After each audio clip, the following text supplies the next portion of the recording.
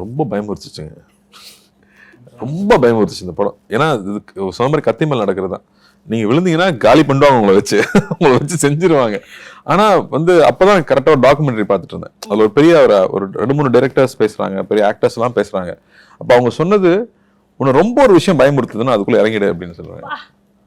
That's the point where you will grow.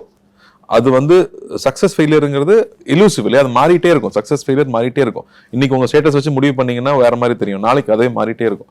So success failure தாண்டி when something is so ஸ்கேரினா it's a scope to grow.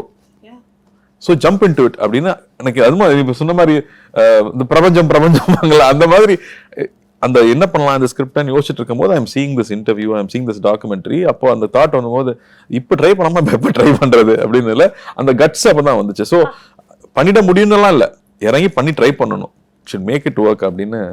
அது very important decision. But அது வந்து ஒரு documentary மூலமா வேற ஒரு நம்ம ரெஸ்பெக்ட் பண்ற ஒரு ஆர்டிஸ்ட் சொல்றது மூலமா நமக்கு வருது இல்லையா.